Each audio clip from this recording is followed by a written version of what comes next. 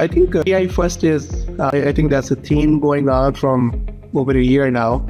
I do believe that the security before AI first is important because otherwise there is a lot of risk that you can create for your company. The book in general is meant to be kind of a guide and to help you understand the implications of what you're doing with AI, the security, ramifications, and how to basically derive the best bang for your buck, out of AI. Employees from Samsung who were uploading code for debugging into ChatGPT, and it caused their source code to be leaked into the internet. Congratulations on your journey from starting with network engineer and then moving your way up to all the way to leadership roles.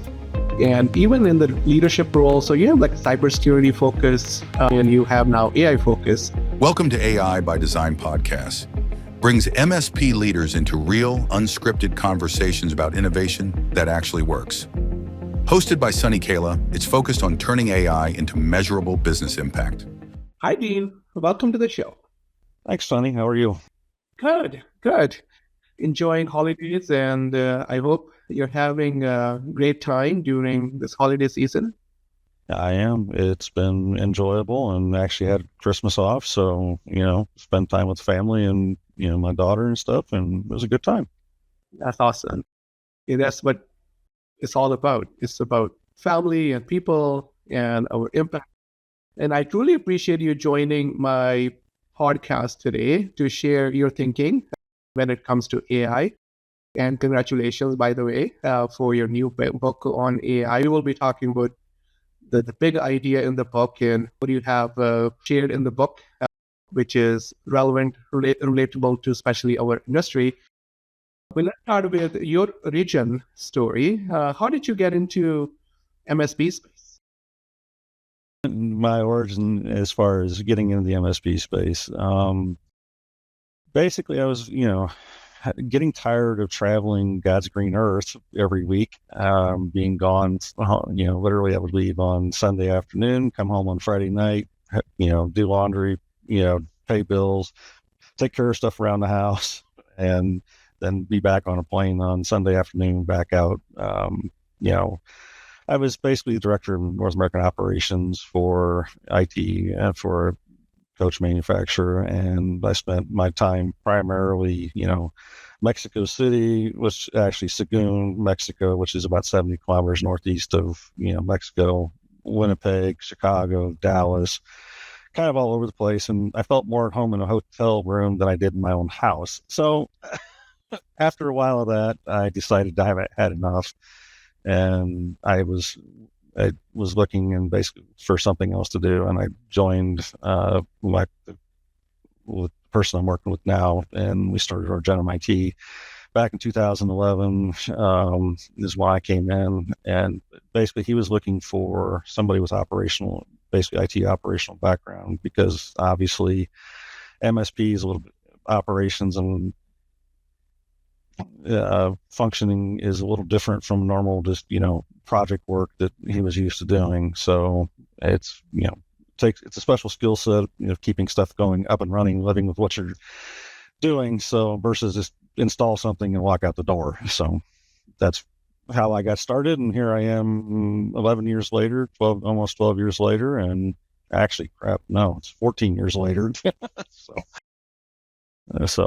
But that's how I got started in the MSP space, because my background was enterprise IT and infrastructure and security. So, and bringing that into the small business area, the SME space was, something that, I tried to make it affordable for individuals, small business owners, because most people, as you having worked in the space, it's an entirely different world when it comes to small businesses. They just don't know what they don't know. Yeah. And it must be a shift for you because enterprise is totally different than the MSP's environment and the customer that they serve.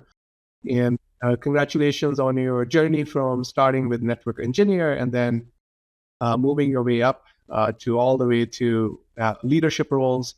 And even in the leadership role, so you have like cybersecurity focus and you have now AI focus. excited about having AI conversation today. So can you talk to me a little bit about what are you seeing as a MSP leader? What are you seeing with your customers in terms of AI? What are they looking for right now when you talk to them, and what are you seeing as a need of your SMBs?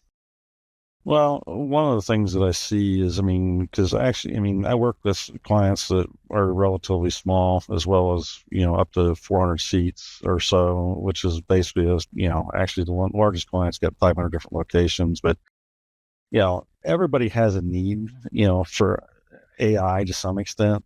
And one of the biggest things that, I've seen is people are interested in it. They can hear it can save them work.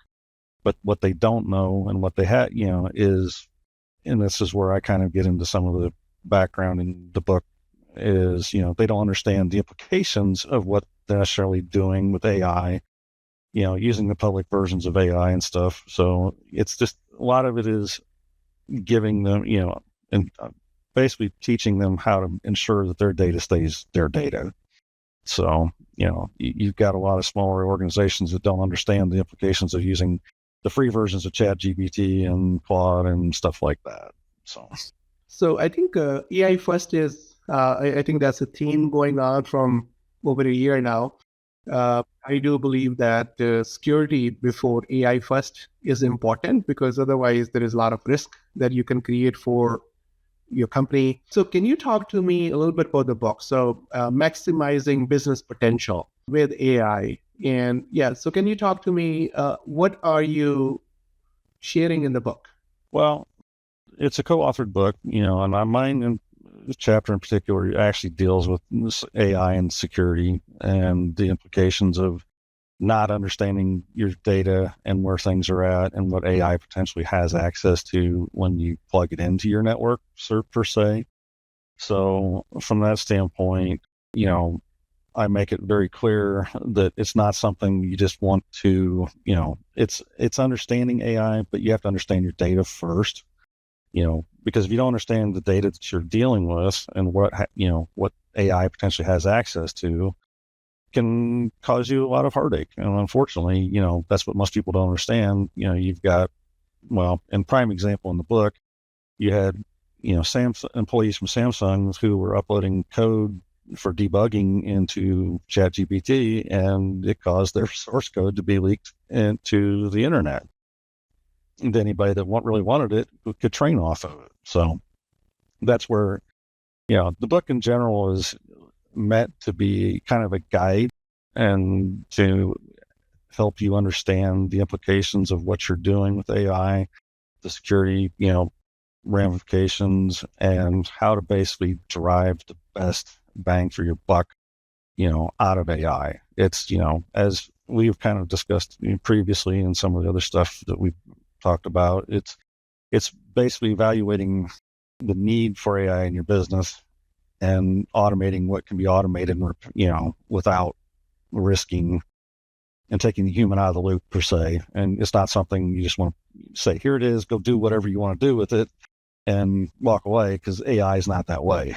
So, no, compliance is important. And there's so many, now recently there are a lot of other stories, just like Samsung, where employees, because they didn't have any training on this, they didn't have any the use policy to the compliance piece was missing, and people are uploading their IP, the information that is confidential, and they were not really caring about confidentiality of that data. And it's really hurting a lot of businesses, because employees are using commercial models without having any kind of security compliance. And training is one of the other flip sides of it. So, and it's really, really important for businesses to understand the risk of AI. It's a great technology. It's a great way to maximize your impact. But if you don't do it with security first in mind, it can be a huge liability for the business. Thank you for watching the AI by Design podcast. Stay tuned for more conversations at the intersection of AI, leadership, and innovation. Follow us on our channels, and don't forget to like, share, and subscribe.